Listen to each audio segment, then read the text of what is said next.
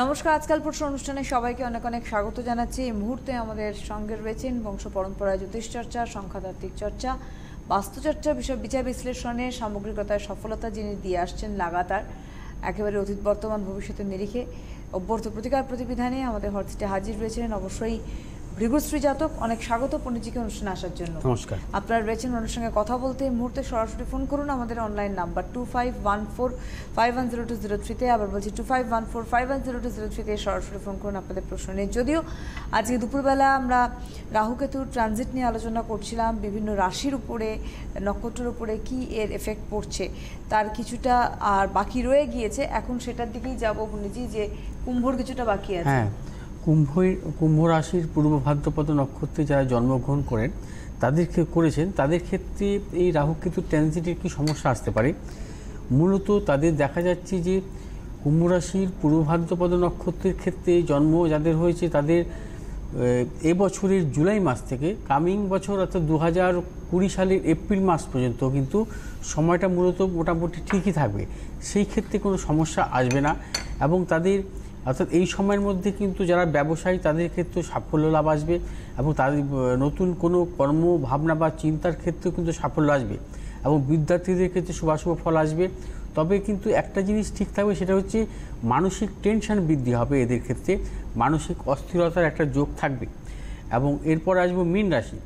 মীন রাশির উত্তর ভাদ্রপদ নক্ষত্রে যাদের জন্ম হয়েছে তাদের ক্ষেত্রে বলবো যে মূলত এই রাহুকেতুর ট্রানজিটের ক্ষেত্রে কিন্তু তাদের মধ্যে সেরকম বড় কোনো প্রভাব থাকবে না, সেই ক্ষেত্রে বড় কোনো সমস্যা থাকবে না এবং তারা কিন্তু আগামী এই 1.5 বছর মূলত সেভাবে কিন্তু বড় কিছু বিড়ম্বনায় ভুগবে না। এবং মূলত দেখা যাচ্ছে যারা ব্যবসা করেন তাদের ক্ষেত্রেও মূলত সাফল্য থাকবে এবং অর্থনৈতিক সাফল্য লাভের যোগ এবং বিদ্যার্থীদের শুভাশুভ ফল আসবে এবং যারা চাকরি করছেন কর্মক্ষেত্রেও কিন্তু তাদের কিন্তু সাফল্য আসতে পারে এবং তাদের ক্ষেত্রে কোনো সমস্যা নেই। কিন্তু যাদের রেবতী নক্ষত্রে জন্ম তাদের ক্ষেত্রে কিন্তু মূলত কিছু সমস্যা আসতে পারে। দেখা যাচ্ছে যে যাদের রেবতী নক্ষত্রে জন্ম তাদের আগামী সেপ্টেম্বর মাস থেকে অর্থাৎ 2020 সালের জুলাই পর্যন্ত কিন্তু কম বেশি বিড়ম্বনা থাকবে, শারীরিক ক্লেশ, তার পাশাপাশি পারিবারিক কিছু সমস্যা এবং মানসিক কিছু দুশ্চিন্তা এবং যারা বিদ্যার্থী তাদের ক্ষেত্রে শুভাশুভ ফল মিলবে না এবং যারা ব্যবসা করছেন তাদের ক্ষেত্রে কিন্তু মূলত কিছু ক্ষেত্রে সমস্যা, অর্থনাশ এবং তাদের ক্ষেত্রে বলবো যে নতুন কিছু ভাবনা চিন্তার ক্ষেত্রে সতর্কতা অবলম্বন করতে হবে এবং যারা কর্মপ্রার্থী তাদের ক্ষেত্রে বলবো যে এই সময়ের মধ্যে কিন্তু শুভাশুভ ফল নাও আসতে পারে এবং সমস্ত কিছু নির্ভর করবে কিন্তু অন্যান্য গ্রহের ট্রানজিটের উপর, গ্রহগত দশান্তর্দশার উপর এবং মূলত রাশিচক্রের উপর, সব কিছুর উপর নির্ভর করবে এই রাহু কেতুর ট্রানজিট। আচ্ছা, এবার আসবো আমি যে রাহু এবং কেতু মূলত কখন শুভাশুভ ফল দিতে পারে, কখন আপনাকে শুভ ফল দিতে পারে, কখন অশুভ ফল দিতে পারে। আমরা জানি যে রাহু কেতুর ট্রানজিট ছাড়া অন্যান্য গ্রহের ট্রানজিট দেখতে হয় যে বৃহস্পতি মূলত আপনার কোথায় এখন বর্তমানে অবস্থান করছে, আপনার রাশির শনি কোথায় অবস্থান করছে, এই জাতীয় সমস্ত গ্রহের কিন্তু অবস্থান দেখতে হয়, অর্থাৎ গোচর যেটাকে বলা হয়। তার পাশে দশা অন্তর্দশা আমরা দেখি। মূলত রাহু যদি আপনার জন্মকালীন রাশিচক্রের যদি বিশেষ করে যদি দেখা যায় যে দশমভাবে অবস্থান করছে বা পঞ্চমভাবে অবস্থান করছে বা অষ্টমভাবে অবস্থান করছে বা দ্বাদশভাবে অবস্থান করছে, সেই ক্ষেত্রে কিন্তু এই রাহুর দশা চলাকালীন কিন্তু মূলত আপনাকে ভালো ফল দেবে না বা অন্তর্দশা চলাকালীনও মূলত ফল দেবে না। যদি আপনার ট্রানজিটের ক্ষেত্রে শুভও থাকে তাহলে কিন্তু আপনি ভালো ফল পাবেন না। যদি এই রাহু যদি কখনো অশুভ গ্রহ যুক্ত বা অশুভ গ্রহ দৃষ্ট থাকে, এবার আমি আসছি আরো আলোচনা। একটা ফোন নিয়ে আমরা আসছি। হ্যালো হ্যালো, আমি দমদম থেকে বলছি দিদি ভাই। দমদম থেকে কার সম্বন্ধে জানবেন? আমি ছেলের সম্বন্ধে জানছি। ছেলের কি নাম? ছেলের নাম হচ্ছে দেবাশিস রায়। আচ্ছা, ডেট অফ বার্থ? 1985, 12ই মে। 12ই মে? হ্যাঁ, 12ই মে 1995। 85 এক মিনিট ধরুন। সময় রাত্রি 1:31। সেটা কি চেঞ্জ করে বলেছেন ডেটটা? হ্যাঁ, চেঞ্জ করে বলেছি। 12টার পর তো ডেট চেঞ্জ হয়ে যায়, করেছিলেন? রাত্রি 1:31 বলেন না? হ্যাঁ। কোথায় জন্ম? বরাকর। অনুষ্ঠান দেখেন পণ্ডিতজির? হ্যাঁ, দেখি, খুব ভালো লাগে। ওনার কাছে আমি গেছিলাম, উনি আমাকে দেখলে হয়তো চিনতে পারবেন। ও, কাকে নিয়ে গিয়েছিলেন? আমি এই ছেলের জন্যই গেছিলাম ওনার কাছে। কিসের জন্য গিয়েছিলেন আমি গেছিলাম, আমি একটু মাঙ্গলি কাল সর্প প্রতিকার করে নিয়ে এসেছি। বাহ, খুব ভালো। কি নাম বললেন? দেবাশিস না রায়? হ্যাঁ, বুঝতে পারছেন দাদা? আমাদের গড়িয়াতে বাড়ি, বুঝতে পারছেন? হ্যাঁ হ্যাঁ হ্যাঁ, বুঝতে পারছি। হ্যাঁ আচ্ছা, ওর জন্মবারটা রবিবার তো? হ্যাঁ হ্যাঁ, রবিবার। কুম্ভলগ্ন, মকর রাশি, ধনিষ্ঠা নক্ষত্র, দেবাড়িগণ, ঠিক আছে? হ্যাঁ আচ্ছা, এবার আমি আসছি ওর জন্মছকে আসছি। আর জন্মছকে এখন ও সমস্ত গ্রহই মার্গী ছিল, শুধু শনি জন্মকালীন বক্রী অবস্থায় ছিল। আচ্ছা, এবার জন্মছকে যেটা পাচ্ছি সেটা হচ্ছে কুম্ভ লগ্ন, লগ্নের সপ্তম, অষ্টম, নবম প্রতিকারক গ্রহ হচ্ছে ওর শুক্র। শুক্র দ্বিতীয় তুঙ্গী অবস্থায় আছে এবং দশম প্রতিকারক গ্রহ মঙ্গল সক্ষেত্র দৃষ্ট এবং দশমভাবে কিন্তু শনির অবস্থান। এবং বৃহস্পতি হচ্ছে ওর, বৃহস্পতি চন্দ্রের জীবযোগ আছে এবং সেটা হচ্ছে দ্বাদশে।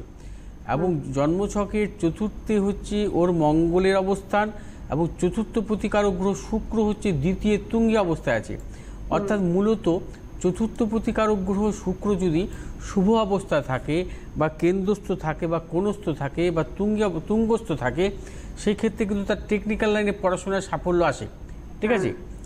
আচ্ছা, তার পাশাপাশি বলবো যে ওর যেহেতু ভাগ্য প্রতিকারক গ্রহ শুক্র তুঙ্গী এবং কর্মপ্রতিকারক গ্রহ মঙ্গলের স্বক্ষেত্রে দৃষ্ট, সেই ক্ষেত্রে কিন্তু কর্মজীবনের পক্ষে ভালো, শুভ।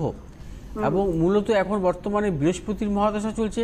বৃহস্পতির দ্বাদশে নিচস্থ থাকার জন্য কিছু কিছু অবস্ট্রাকশন ওর জীবনে আসবে সাফল্যের ক্ষেত্রে। কিন্তু 2020 সালের এপ্রিল থেকে 2021 সালের মার্চ, এই সময়টা যেহেতু ওর দশম প্রতিকারক গ্রহ মঙ্গলের অন্তর্দশা থাকবে, বৃহস্পতি এবং মঙ্গলের দশান্তর্দশায় ও কিন্তু কর্মজীবনের দিক থেকে ভালো এবং সাফল্য পাবে। বুঝতে পেরেছেন তো? আচ্ছা, ও কি নিয়ে পড়াশোনা করেছিল জানো? ও হচ্ছে বিটেক ইলেকট্রনিক্স নিয়ে পড়াশোনা করেছে, ইলেকট্রনিক ইনস্ট্রুমেন্টেশন। আচ্ছা, ও চাকরি চেঞ্জের কিছু আছে এখন, মানে এই মুহূর্তে? হ্যাঁ এই মুহূর্তে বা এই 1 বছরের মধ্যে কিছু? 1 বছরের মধ্যে হলে অবশ্যই হবে, কারণ 2020 সালের এপ্রিল থেকে দেখুন, মানে আমি বলবো না যে এই সময়টা হবে না, কারণ এই সময়টা কেন হবে না বলবো না, কারণ ওর এখন বর্তমানে বৃহস্পতি এবং চন্দ্রের দশান্তর্দশা চলছে, বুঝতে পেরেছেন? বৃহস্পতি চন্দ্র একসাথে, যেটা এটাকে বলা হয় জীবযোগ। হ্যাঁ, আচ্ছা, বৃহস্পতি এবং চন্দ্রের দশান্তর্দশা এবং বৃহস্পতি চন্দ্র কিন্তু কম্বিনেশন আছে। চন্দ্র কিন্তু তার স্বক্ষেত্রে দৃষ্টি দিচ্ছে এবং এই সময়টা কিন্তু ওর পক্ষে মূলত ভালো। এবং 2020 এপ্রিল পর্যন্ত সময়টা থাকবে, বুঝতে পেরেছেন? 2018 ডিসেম্বর থেকে সময়টা শুরু হয়েছে এবং 2020 এপ্রিল পর্যন্ত সময়টা থাকবে। অর্থাৎ জীবযোগের দশা অন্তর্দশা, অর্থাৎ বৃহস্পতির দশা চন্দ্রের অন্তর্দশা, ঠিক আছে? এই সময়টা কিন্তু ওর পক্ষে মূলত ভালো। এবং কর্মস্থানে অর্থাৎ দশমে কিন্তু বৃহস্পতির অবস্থান বর্তমান ট্রানজিট অনুযায়ী এবং একাদশে শনির অবস্থান, এই সময়টা কিন্তু কর্মজীবনের পক্ষে ভালো। কিন্তু এরপরে যখন বৃহস্পতি এবং মঙ্গলের দশান্তর্দশা আসবে 20 সালের এপ্রিল থেকে 2021 সালের মার্চ, এই সময়টা বিশেষভাবে ভালো। কারণ বৃহস্পতি এবং মঙ্গলের পঞ্চম নবম সম্পর্ক, বৃহস্পতি এবং মঙ্গল হচ্ছে দশম প্রতিকারক গ্রহ, দশমভাবে দৃষ্ট, এবং মঙ্গলের এই অন্তর্দশায় কিন্তু বিদেশ যাত্রা যোগ আসতে পারে। আচ্ছা দাদা, আমি আপনার কাছে গেছিলাম বলে ওরা দিয়েছে, ঝামেলা চলছে, এখনো কিছু হয়নি জানেন, ওইটা কখন হবে বলুন তো? এটা মিটে যাবে, এই চন্দ্রের অন্তর্দশাতে মিটে যাবে। চন্দ্রের অন্তর্দশায় ওর কোনো মানসিক ঝঞ্ঝাট বা যাবতীয় সমস্যা সমস্ত কিছু মিটবে। এটা আপনি মূলত এই বছর সেপ্টেম্বর মাসের মধ্যেই মিটে যাবে এই সমস্ত সমস্যাগুলো, বুঝতে পেরেছেন? যেহেতু ওর জন্মছকের চতুর্থে মঙ্গলের অবস্থান, ঠিক আছে, এবং ওর সপ্তম প্রতিকারক গ্রহ হচ্ছে রবি। এই সপ্তম প্রতিকারক গ্রহ রবি রাহুযুক্ত অবস্থায় আছে। সপ্তমপতি রাহুযুক্ত থাকলে একটু সমস্যা হয়। যে কোনো সপ্তমপতি রাহুযুক্ত অবস্থায় থাকলে বা কেতুযুক্ত অবস্থায় থাকে, সেক্ষেত্রে কিন্তু হয় বিবাহিত জীবনে একটু সমস্যা আসে, বুঝতে পেরেছেন? একদম। হ্যাঁ। ধন্যবাদ ফোন করার জন্য। আপনাদের বলে দিয়ে আগামীকাল বহরমপুর চেম্বার করছেন পণ্ডিতজি। অবশ্যই আপনারা যারা যারা ফোন নাম্বার দেখতে পাচ্ছেন, বুকিং নাম্বার, সেই নাম্বারে যোগাযোগ করবেন। 23rd অফ মার্চ অর্থাৎ শনিবার ব্যারাকপুর চেম্বার রয়েছে পণ্ডিতজির।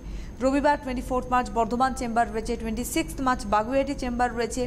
29th মার্চ বেহালায় চেম্বার রয়েছে। 30th March Garia chamber. 31st March Silchar chamber. Phone number বলছি 9836719080 এবং 9836646559।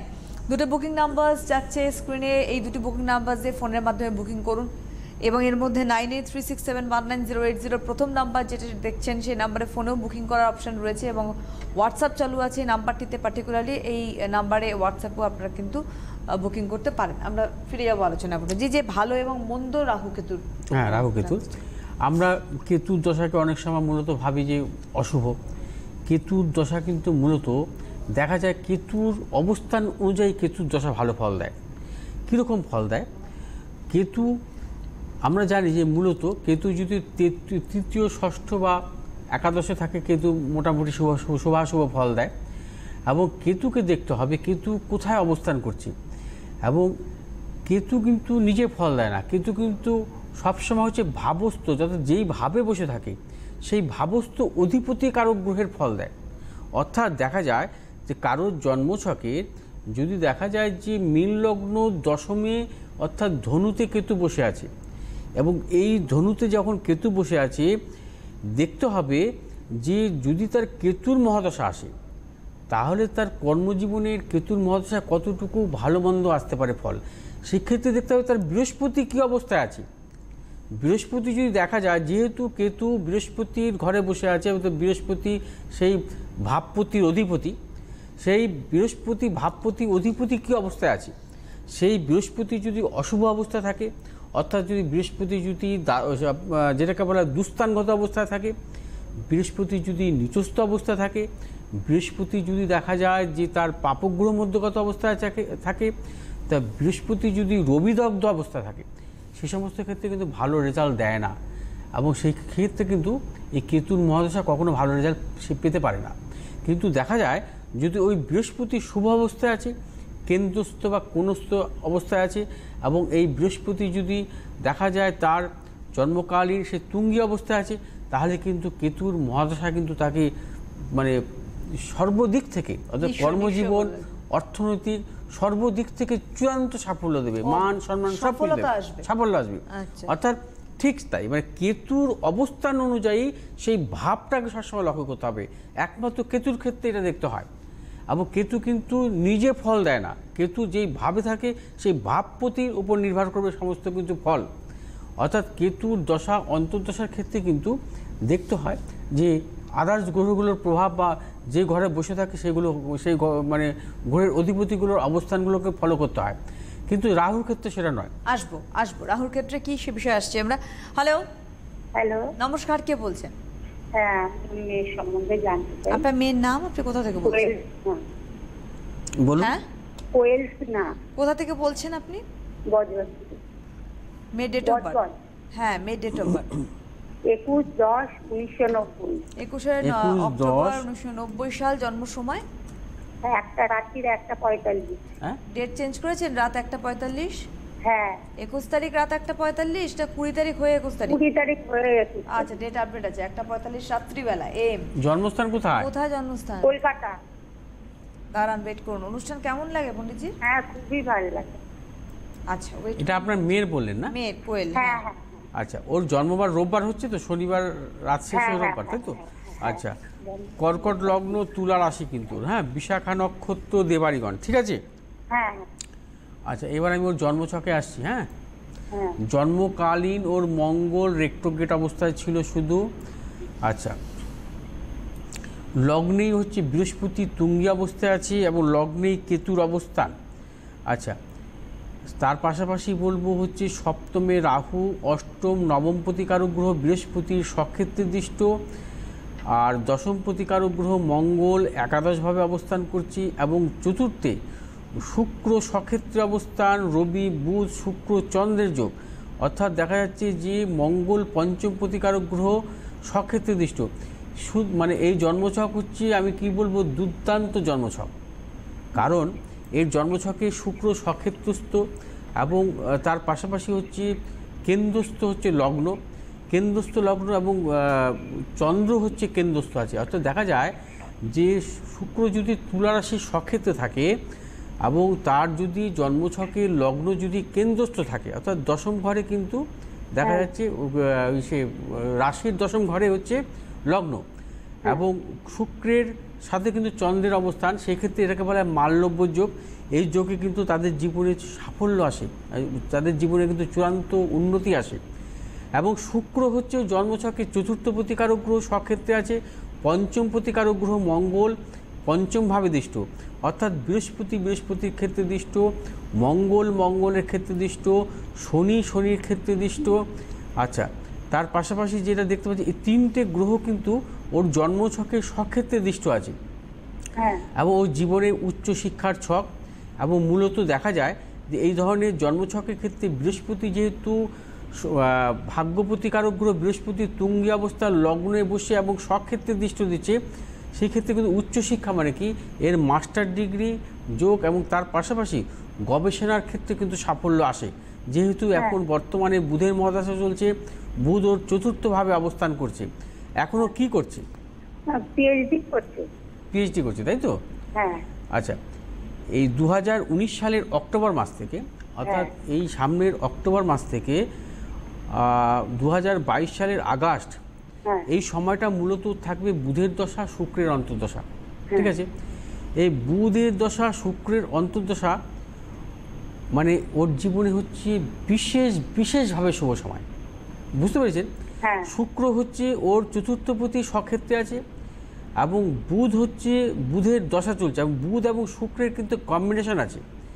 এবং এই বুধ শুক্রের আমরা জানি যে যদি দুটো শুভ গ্রহ যদি জন্মকালীন যদি সহ অবস্থান থাকে এবং তাদের যদি দশান্তর্দশা পাস করে, সেই ক্ষেত্রে কিন্তু শুভাশুভ ফল দেয়, কর্মজীবনে সাফল্য দেয় এবং যে পিএইচডি করছে না ওই সময়ের মধ্যে কমপ্লিট করবে এবং ভালো চাকরি পাবে এবং বিদেশ যাত্রা যোগ কিন্তু আসতে পারে এই সময়টার মধ্যে। বুঝতে পেরেছেন? আর কি প্রশ্ন আছে আমার বলুন। আমার হচ্ছে প্রশ্ন হচ্ছে ও পিএইচডি করছে, বলুন।